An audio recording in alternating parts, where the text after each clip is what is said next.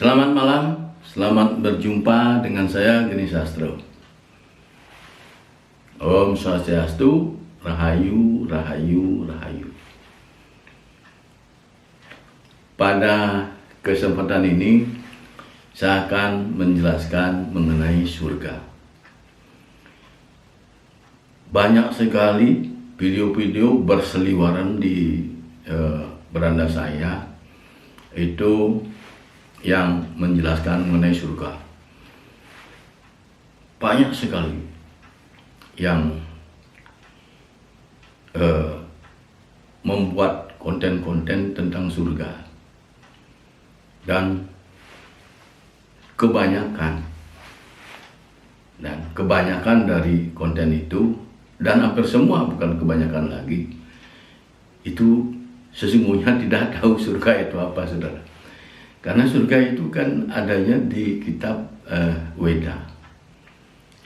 Yang tahu persis apa sih penjelasan dari surga itu kan tentunya orang Hindu.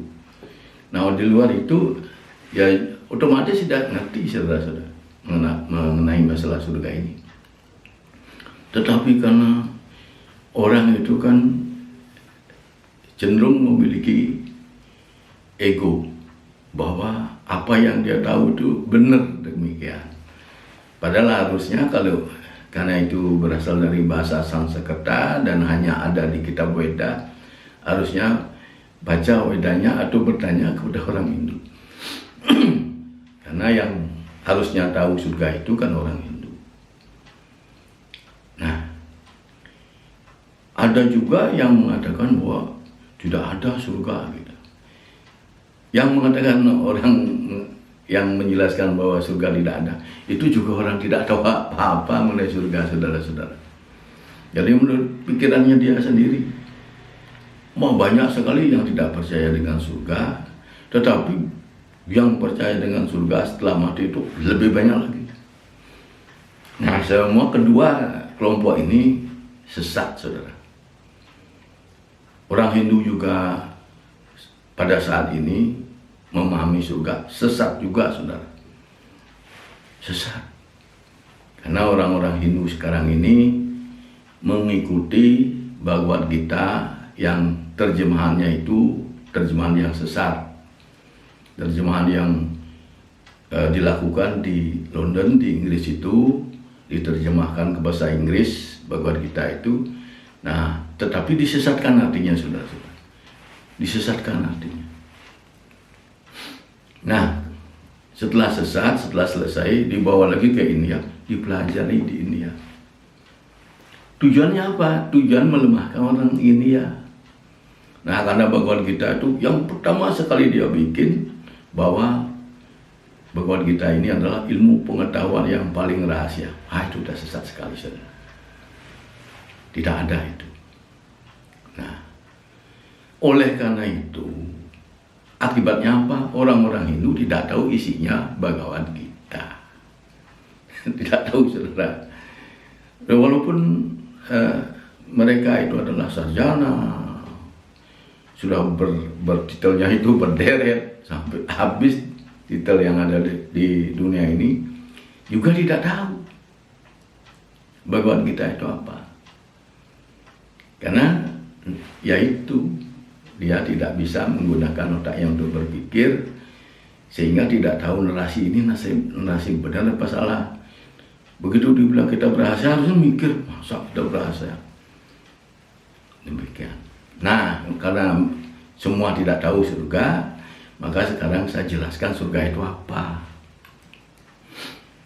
Nah, mari saya akan jelaskan surga itu apa.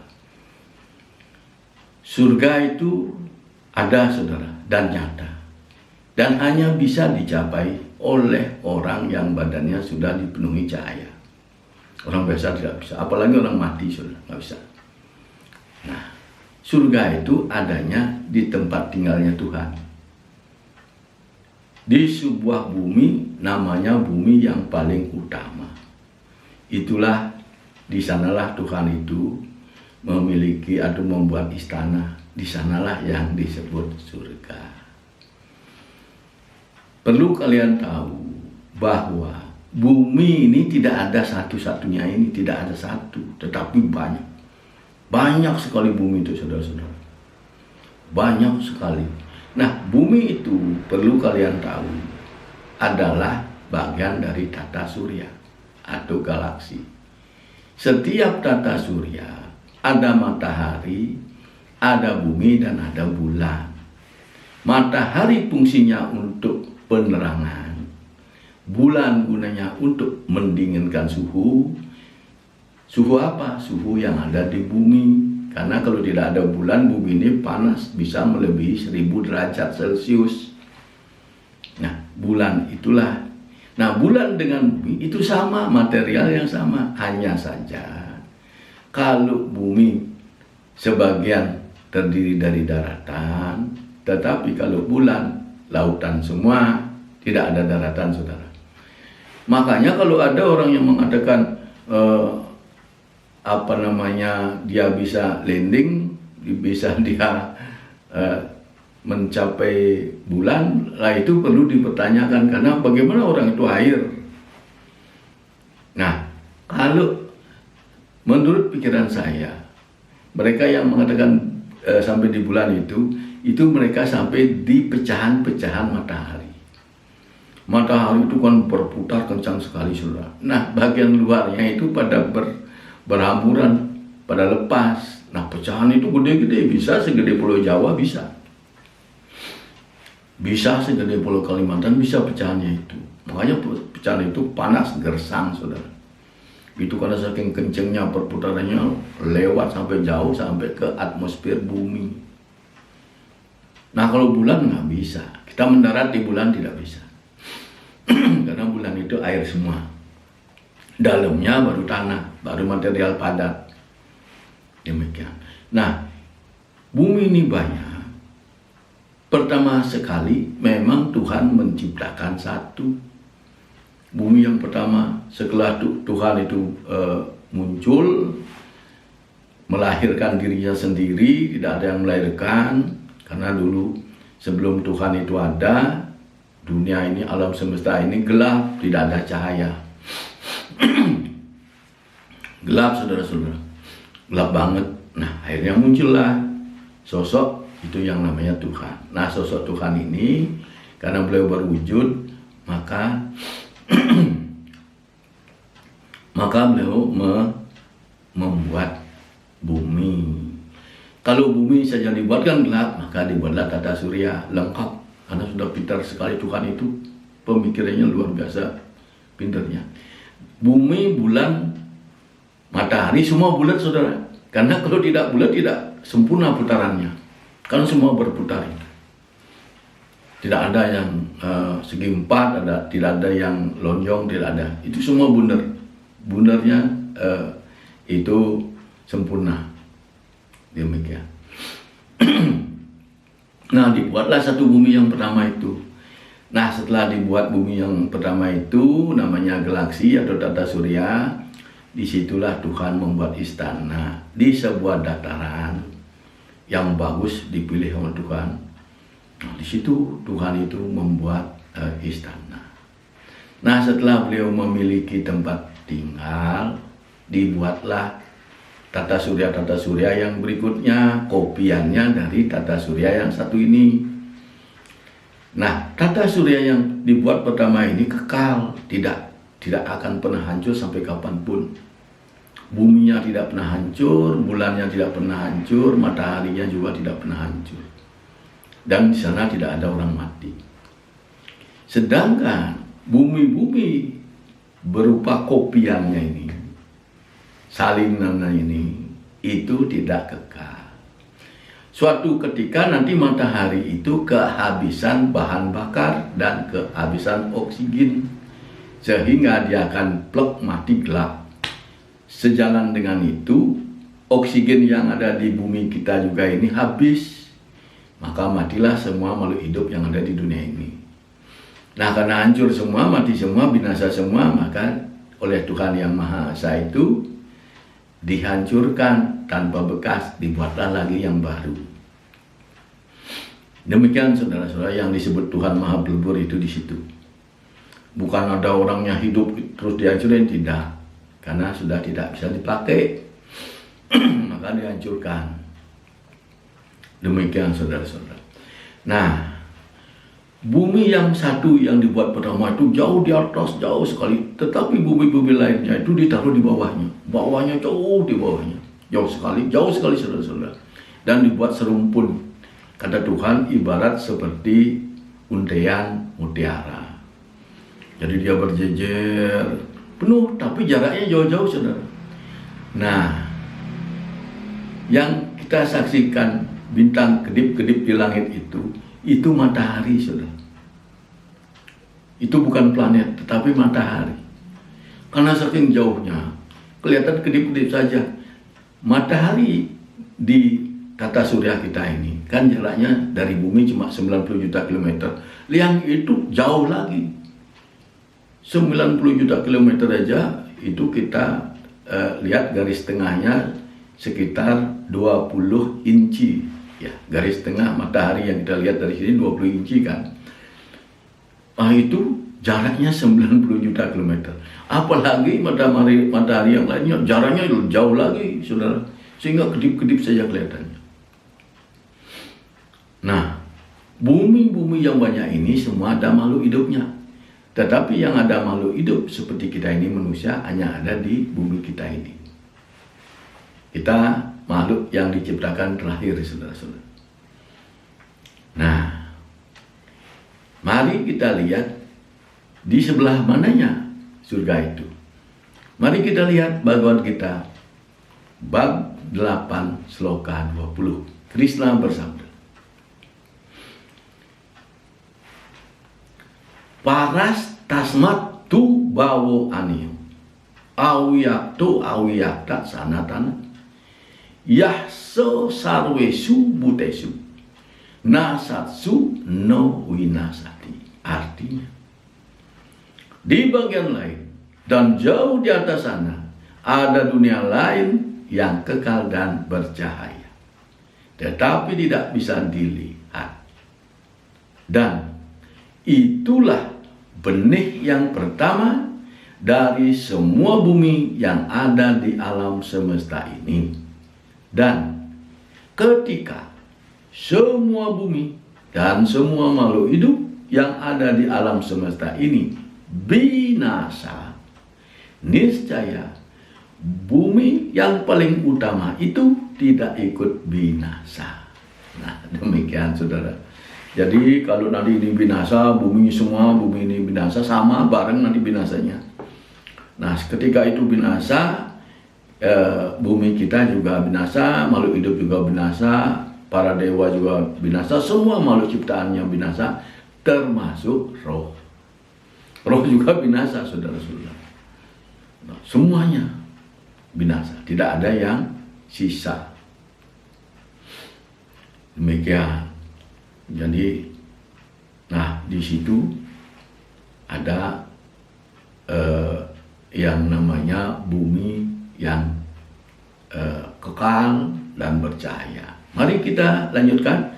Mari kita lihat Bhagavad Gita bab 9 sloka 4. Krishna bersabda,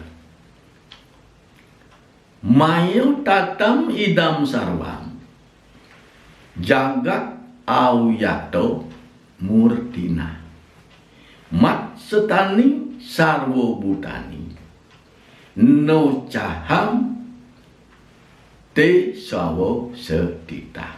Artinya, di sanalah aku berada, di sebuah dataran, di bumi yang sungguh-sungguh berwujud, tetapi tidak bisa dilihat karena sengaja disamarkan. Dan semua orang yang lahir di dunia ini memiliki kesempatan yang sama untuk menjadi penghuni surga milikku. Engkau dan aku dan semua orang yang sudah menjadi penghuni surga niscaya tidak akan mengalami kematian dan selamanya tetap ada. Nah, demikian saudara. Jadi di sana, di sebuah dataran, di bumi yang tidak terlihat tersebut, itu Tuhan itu memiliki istana. Dan orang-orang juga di bumi yang paling utama itu, orang-orang yang moksa ini juga bisa dibikinkan istana di situ. Jadi tidak di istananya Tuhan, saudara. Karena luas itu sama seperti buminya kita kan luas. Maka boleh milih di mana aja, boleh milih. Jelas banget dijelaskan di Bhagavad Gita. Boleh milih mau di mana. Nah itu Tuhan nanti membuatkan istananya.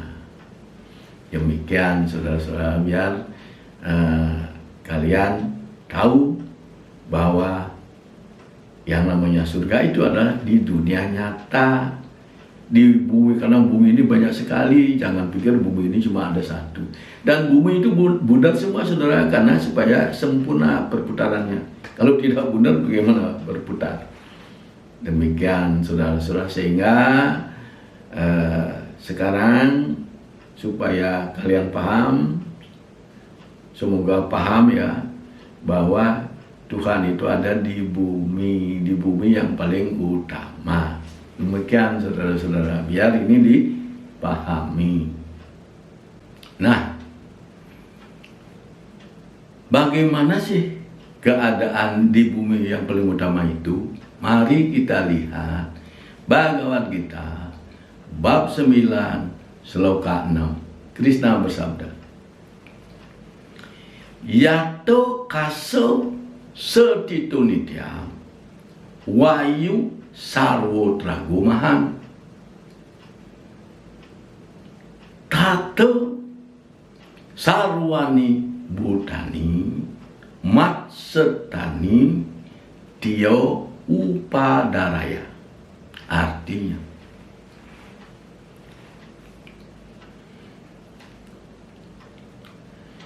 sama dengan yang ada di dunia ini, di bumi yang paling utama juga ada samudra yang luas dan berbagai macam tumbuh-tumbuhan seperti rumput-rumputan dan pohon-pohonan juga ada. Bahkan udara untuk bernapas melimpah adanya. Dan orang-orang yang badannya sudah dipenuhi cahaya, niscaya terbebas dari jalan-jalan tiruan, sehingga dalam waktu singkat bisa mencapai Tuhan yang Maha Esa dan diterima menjadi penghuni surga. Nah, demikian saudara-saudara. Jadi di bumi yang paling utama itu sama dengan sini, apapun yang ada di sini, di sana ada. Di sana yang tidak ada, di sana cuma lautan. Kenapa tidak ada lautan? Karena daratannya tidak terpecah-pecah, masih satu. Daratannya itu masih satu benua, tidak ada 5 benua di sana. Jadi tidak ada Laut Jawa, tidak ada bolong-bolong gini, nggak ada, masih utuh. Masih utuh saudara. Tidak pernah sampai kapanpun tidak ada perubahan bumi yang paling utama itu. Tidak ada abrasi, tidak ada. Nah, di bumi yang paling utama itu, tumbuh-tumbuhan apapun yang ada di sini, di sana ada. Ikan di sana, semua termasuk binatang, apa semuanya ada. Yang tidak ada itu adalah manusia biasa. Yang di sana cuma ada Tuhan dan manusia yang sudah moksa, sudah suci, yang sudah tidak bisa dibakar, tidak bisa dibunuh, tidak bisa dilukai, tidak bisa mati, tidak bisa mengalami penuaan. Nah, itu yang ada di sana. Jadi tidak gampang di sana tuh saudara-saudara. Kalau kita sudah dipenuhi badan dengan cahaya, ya bisa ke sana. Nah, demikian. Jadi di sana itu apa yang ada di sini ada di sana. Nah, kalau badan kita sudah dipenuhi cahaya, maka ketika kita pergi nanti ke sana, kalau sudah waktunya, kita kan kalau sudah dipenuhi cahaya, kita harus mengabdi dulu di dunia ini supaya dunia ini damai dan sejahtera. Setelah itu selesai, kita berangkat ke sana. Tidak ada hambatan karena banyak sekali jalan tiruan, saudara. Banyak sekali jalan mana diambil. Tapi kalau orang yang sudah badannya dipenuhi cahaya, sudah tahu, oh ini jalan tiruan, dia lurus ke jalan yang sebenarnya. Sehingga cepat dia nyampainya ke tempat Tuhan dan juga diterima menjadi penghuni surga. Demikian saudara-saudara. Ya, paham sampai di sini? Jangan lagi berhayal, apalagi orang Hindu berhayal. Ah, surga itu gampang, yang susah itu menyatu dengan Tuhan, ngada atau menyatu dengan Tuhan. Kalian sudah sesat selama ini. Ya, karena orang-orang terdahulu kita tidak bisa mengartikan atau menerjemahkan bahwa kita dengan benar. Sampai sekarang masih juga saudara-saudara. Satu-satunya yang bisa menerjemahkan dengan benar cuma saya bukan sombong ya. Kalau kalian ingin coba cari sesungguhnya, bisa nggak kalian ngartikan? Itu memang rumit saudara-saudara, tidak semudah di kitab suci lain. Ini rumit sekali. Ini membutuhkan kecerdasan dan kepintaran yang luar biasa. Nah, di tempat di surga itu ada orang berpikir mati ini panas, matahari dekat matahari. Mataharinya beda-beda saudara. Buminya beda, mataharinya beda, semuanya beda. Tidak ada di sana orang mati kepanasan. Mari kita lihat Bhagavad Gita bab 15 sloka 6. Krishna bersabda, no tat baso yate suryo, no sasamko no pawaka, yad gatwo no niwartante, tad damo paramam mama. Artinya, di bumi yang paling utama itu tidak ada orang mati karena panasnya matahari. Tidak ada angin puyuh dan tidak ada orang yang merasa ketakutan. Dan orang-orang yang mengalami kematian tidak bisa mencapai alam di bumi pilihan yang sempurna, karena aku hanya memberikan izin untuk tinggal di tempat Tuhan kepada orang-orang yang sudah berhasil melaksanakan peleburan dosa. Jadi demikian saudara. Jadi orang-orang yang mengalami kematian itu sudah nggak bisa selesai. Orang mati itu adalah binasa. Tu anayos tatu darsibi. Orang mati adalah orang-orang yang mendapat hukuman karena badannya masih dipenuhi sifat-sifat buruk. Dan orang-orang suci bisa mengetahui dengan benar bahwa mati adalah sesuatu yang sangat menakutkan karena mati itu adalah binasa. Jadi demikian saudara-saudara, mati itu binasa, jangan berhayal bisa ke surga setelah mati, tidak bisa saudara. Dan perlu kalian ketahui, surga agama Hindu yang dikatakan setelah mati kita bisa di surga itu adalah surga imajiner. Tuhannya juga imajiner itu sebelum sanatana dharma turun. Tuhannya itu ciptaan manusia, surganya juga tidak ada. Karena Tuhannya juga tidak ada. Itu adalah Tuhan sebelum sanatana dharma diturunkan. Nah, setelah sanatana dharma diturunkan, Tuhan itu yang berwujud, yang membuat bumi ini. Nah, sehingga ini bisa dibuktikan saudara-saudara. Tuhan turun ke dunia ini membawa ilmu pengetahuan namanya yoga. Ini kalau kita dipenuhi badan kita dengan cahaya, maka kita bisa melihat segalanya. Demikian. Jadi di sana orang-orang mati itu yang jangan menghayal. Orang-orang Hindu banyak yang menghayal nanti ke surga, bolak-balik lagi, kalau tidak dapat moksa, bolak-balik. Maka nanti setelah moksa baru bersatu dengan Tuhan. Tidak ada. Justru yang bisa ke surga itu orang moksa, orang yang sudah terbebas dari takdir. Orang yang tidak mati, tidak bisa dibunuh, tidak bisa dibakar, tidak bisa dihilangkan. Itu yang bisa ke surga. Lah, karena tidak tahu menerjemahkan bacaan kita, bolak-balik nggak jelas, saudara. Ini penting kalian tahu. Ya, karena ketidaktahuan itu menyebabkan agama Hindu dibilang agama budaya. Karena umatnya tidak tahu. Udah sarjana, udah master, jadi malak. Kenapa? Karena tidak tahu selama belajar di kuliahan di perguruan tinggi agama Hindu, tidak tahu agama Hindu, saudara sebenarnya. Dan tidak tahu menerjemahkan Bhagavad Gita, bagaimana bisa tahu agama Hindu. Ya, itu perlu dipahami. Jadi di situ yang bisa terima hanya kita.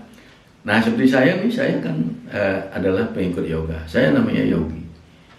Saya sudah menjadi murid Tuhan. Kenapa? Karena saya sudah memulai walaupun kecil sekali. Ciri-cirinya apa? Ciri-cirinya saya sudah terbebas dari penyakit yang berat-berat. Kata Tuhan, su alpam api asa dharma se rayate mahato baya. Nah, jadi orang-orang yang badannya sekecil apapun dharma yang bisa dicapai seseorang, maka terbebas dari penyakit yang berat-berat. Tapi sulit, saudara-saudara, karena ini hati harus benar-benar bersih. Tidak ada kekotoran sedikit pun kalau kita ingin mencari cahaya. Demikian, saudara-saudara. Nah, jadi jangan lagi berhayal mati masuk surga. Nah, selanjutnya, kalau kita nyampe atau kita berhasil menjadi orang moksa, maka kita bisa ke tempat Tuhan itu, dan janji Tuhan akan kita dikasih hadiah. Apa hadiahnya? Mari kita lihat Bhagavad Gita bab 8 Sloka 17. Krishna bersabda, Sahaso yugo paryantam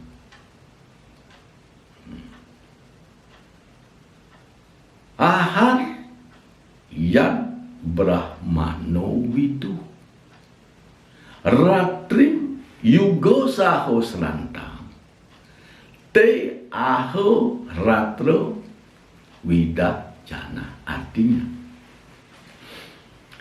di tempat tinggal yang terakhir itu, Tuhan yang Maha Esa menyediakan sebuah istana yang sangat megah. Ditambah lagi dengan 1000 macam kenikmatan yang mana para Brahmana bebas menikmatinya sepanjang siang.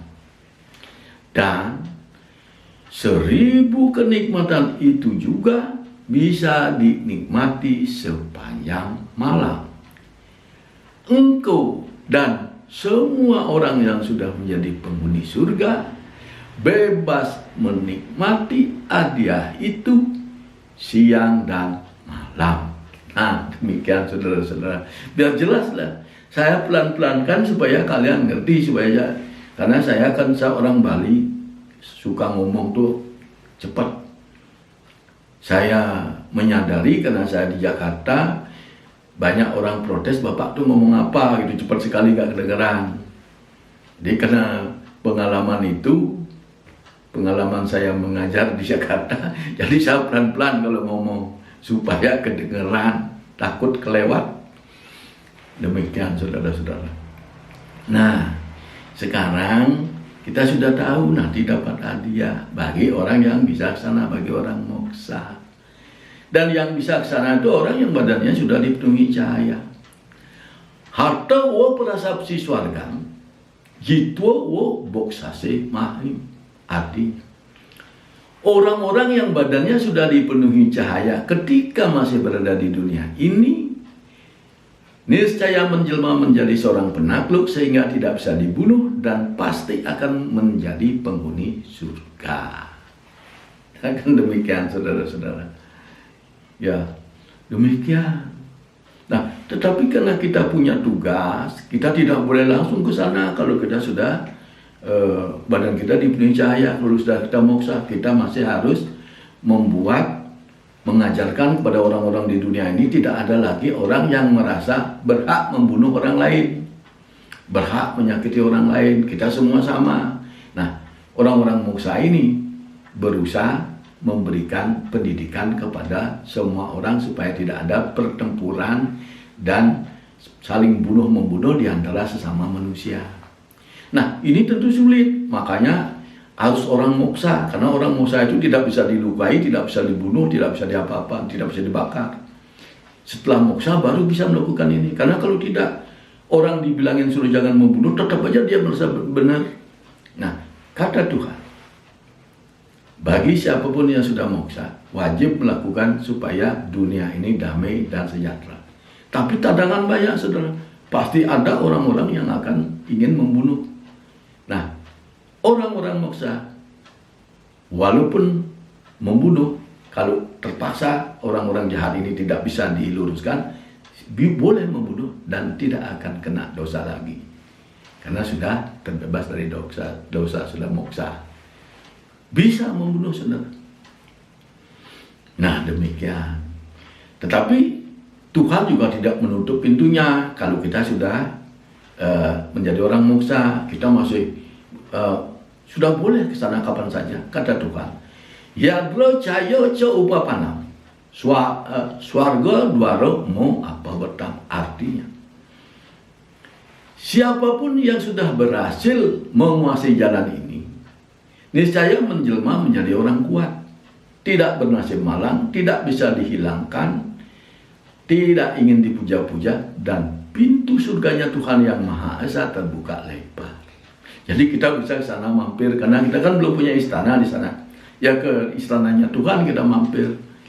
Di sana kita melakukan, kita minta petunjuk dan lain sebagainya. Demikian saudara-saudara. Jadi orang yang bisa ke surga itu adalah orang Hindu. Ini supaya orang-orang Hindu, khususnya karena orang-orang Hindu ini sudah diberikan kitab suci berupa Bhagavad Gita, tetapi tidak dimanfaatkan karena tidak tahu isinya apa. Padahal isinya di dalamnya adalah serada. Serada isinya asanas, pranayama, banda, mudra, puasa, yajna, dan samadhi. Samadhinya juga banyak yang tidak tahu, saudara. Walaupun banyak orang ini meditasi, samadhi, dan lain sebagainya, banyak yang di luar ajaran Tuhan, di luar ajaran Krishna. Makanya nggak sampai-sampai ke depan Tuhan, termasuk Sai Baba. Itu bukan ajaran Tuhan, itu adalah pengikut dewa. Demikian saudara-saudara, semoga dipahami. Jadi belajarlah yang benar, belajar yang baik, dan jangan takut dikoreksi. Jangan merasa, wah ini orang tidak sarjana Hindu, orang baru kemarin, mengacak-acak. Jangan sampai begitu. Karena ada orang yang mengatakan, wah ini bisa memecah belah, dia nggak ngerti. Justru saya memberikan penjelasan ini supaya umat itu menyatu, mengerti kebenaran. Kalau tidak demikian, semakin pecah, semakin nggak jelas itu umat Hindu itu. Demikian saudara-saudara, semoga ini bisa dipahami. Untuk itu saya tutup sampai di sini. Saya tutup dengan Pramu Santi. Om Santi Santi Santi Om.